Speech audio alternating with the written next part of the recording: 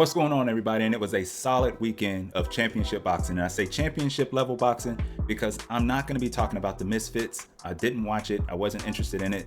You know, they almost hooked me in near the end with all the promotion, but I did not watch it. So I'm not going to be talking about that. So off to the side with that. But the championship level boxing, I did watch and I was more impressed. And before I even start focusing on the individual fights, have we seen the future of the 154-pound division and the 160-pound division? Did we see that this weekend? We might have. But first, we're going to start out talking about Tszyu. So Tszyu and Brian Mendoza, that was actually a very good fight, especially over the first couple rounds. I thought Mendoza was giving Tszyu some fits there. I think he was giving him some fits, giving Tszyu a lot to think about in there. But Tszyu was just marching him down. Very patient. He's very patient with it. Didn't rush his work. And then he just marched him down and just beat him up over the course of 12 rounds. So it was an impressive performance by Tszyu, the way he handled it. Because even though Mendoza, he was game, he was gritty and tough, but Tszyu was just the better fighter. He was the better fighter, and the better fighter won, and it was a clear victory. And another good win. And if you're a Tszyu fan, or if you're a boxing fan in general, Tszyu should be one of your favorite fighters. He should absolutely be one of your favorite fighters, because look at his run. Look at his run. I mean, when he came over to the PBC or decided to work with PBC, I guess No Limit and PBC kind of merged. When I say merged, I'm not talking about No Limit and PBC. I'm just saying as far as working together with Tszyu in the 154-pound division, because it's beneficial to both of them, right? So Tszyu went through Gachet, and then he took out Tony Harrison. We thought he was actually going to get the Charlo fight after that, but he decided not to wait around because he wanted to be active, and that's what we want. We want to see these fighters being active. And with Tszyu, he's continually to be in the public eye because he's keeping himself active. And he took out Ocampo, and then he fought Mendoza. So he's had a couple fights when he expected to fight Charlo, and that's what I like. Even as soon as this fight was over, the first question was asked to Tszyu, and Tszyu was like, Charlo, where you at, Charlo? So he wants Jermell Charlo. He wants Jermell Charlo. I hope that fight can be made. I wonder if Charlo will be willing to just go back to 154. Is he going to want to fight first after that Canelo loss, or will he be willing to go right into that Tszyu fight? That's something to watch out for. But it's no doubt Tszyu is going to offer up some problems for anybody at 154, and he could clean out that division. He could clean out the division. And I'm not saying he's leaps and bounds ahead of anybody, because I don't think he's leaps and bounds ahead of anybody. But I still think he's always going to be in entertaining, competitive fights because of his fighting style. So it's something that I'm going to want to watch as a fan. And he has some adversaries at that weight that are going to be interesting watches. So let's hope we get that Charlo fight next. But congrats to Tszyu, handling Mendoza, handling his business. He is the champ. He's not a paper champ. He defended the belt. So give him his respect. Another champ that was handling their business was Janibek. So Janibek, I don't know if I can say his name. Alimkhanuly, I think that's how you say it. Janibek, Alimkhanuly. I'm just going to say Janibek. He got the TKO in the 6th round over Gualtieri. Well, I wrote down that name so I can make sure I get it. Gualtieri. So in that, it was total domination. And it just goes to show this was a unification matchup. This was unification. So Gualtieri, he actually earned his belt. He won his belt. So he's a champ. He's a champ, but not all champs are made the same. And you saw that. You saw the levels between Janibek and Gualtieri in that fight. It was not even close. It was never a contest. It was a demolition job, and Janibek just completely showed his class. Now, I just wonder as far as what's next, because he's now the WBO and IBF champ. So who's he going to go after? Is he going to try to go after Lara? Is he going to try to go after Charlo? Another Charlo with the belt, and we're wondering what's going to happen. But I just hope once Jermall Charlo has a fight under his belt, he'll be willing to unify, but I'm not quite sure he's going to. Jermall Charlo's talking about 168. He was talking about knocking out Caleb Plant. He's talking about taking on Canelo, getting revenge for his brother. So he doesn't sound very interested in those fights at 160. He didn't mention Lara. He's definitely not mentioned, I don't know if I'm going to say Janibek. He's definitely not mentioned Janibek because money. It's not a money fight. It's not a money fight. And that's what he's not looking for unifications. He's looking for money. And I'm not mad at that. You know, I don't know how Janibek is going to actually find a way to unify any more belts. Unless somebody else takes the belt off Charlo, Charlo moves up, somebody else becomes WBC champ. Maybe Lara, he fights Danny Garcia, maybe Danny Garcia gets the belt, maybe Lara loses, maybe Lara retires, maybe Ammo Williams can then move up, and then Janibek can meet up with Ammo Williams for a belt. So, but I mean, Ammo Williams and Janibek, is that a blockbuster fight? No, it's not. It's not. So I'm just curious what's going to be happening with Janibek. How are they going to matchmake him? Who are they going to match him up with to continue to grow his profile? It seems like Janibek is almost going the Triple G route. And I kind of like it. He's just handling his business. He's getting the champs that he can. He's got to put in the work and just knock everybody out when he faces them. so he can garner that interest. And then people are going to say, you know what people are going to say? They're going to say, well, he hasn't fought anybody. That's because nobody wants to fight him. So as fans, man, we got to try to get these other guys. Somebody go ahead and take the challenge. Somebody take the challenge of Janibek. That's what we want to see, right? So we got to be pushing that. We got to be pushing that. And that's what I want. I want Lara. I want Charlo. I know business at hand is not going to allow them to clash, but we need to be pushing for that, man, because I want to see Janibek get challenged. Because right now, I don't know if Top Rank is going to have, they're feeding them chum right now. They're feeding a shark chum. We need to get another shark in there. But Janibek handled his business, look class doing it, and it's on to the next for him. Congrats to him. I want to see him take on another champ. But I will say, he's looking like the future of that 160 division.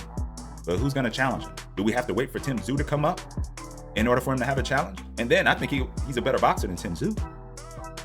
We're just going to have to see. Congrats again to Janibek. On to the next.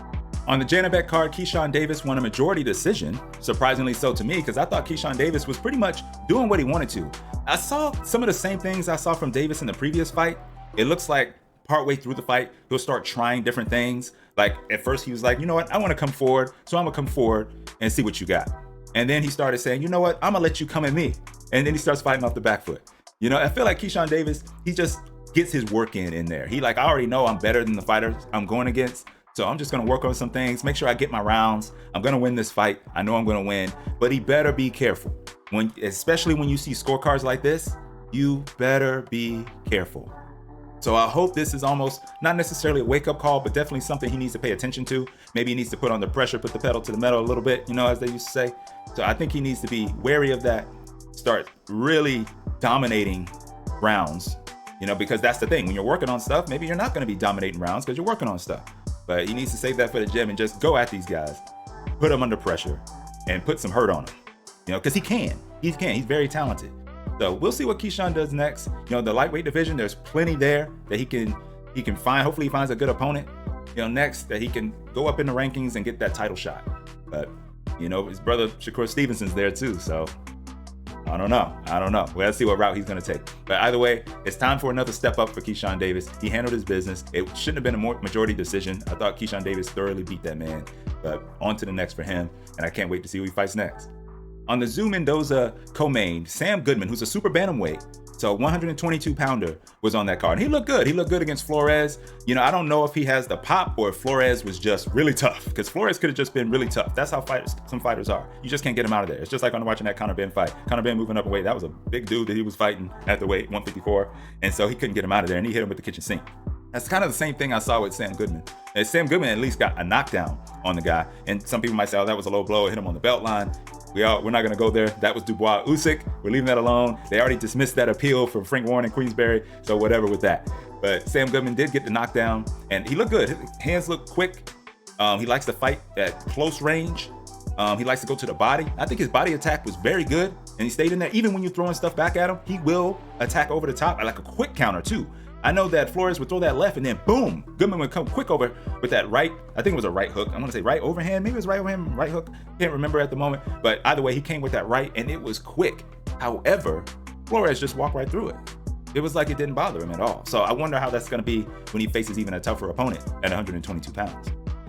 But remember, this fight was actually above the weight limit. So it was at 124 pounds. So it wasn't even a super bantamweight fight. So I'm sure his next one, I don't know if it was weight issues making this fight or whatever, or if he's thinking of moving up to featherweight, whatever the case may be. I like Sam Goodman, another entertaining fighter to watch. So tune into him, y'all, next time you see him in there, undefeated. And I expect more victories coming his way, depending on how he's match made. But I'll be watching as long as it's on one of the stations that I can watch. Like I was watching that on Paramount Plus because Showtime is within Paramount Plus. So we'll see what happens next with Sam Goodman. Great victory for him as he moves up the ranks. I think he was number 7 on BoxRec for 122 pounders, but he put in the work. He got the job done. On to the next. And an under the radar card, Miguel Berchelt returned to the ring. 31 years old, y'all. I feel like he's been around forever, but 31 years old, and that's probably because he has 42 fights. He's 39-3.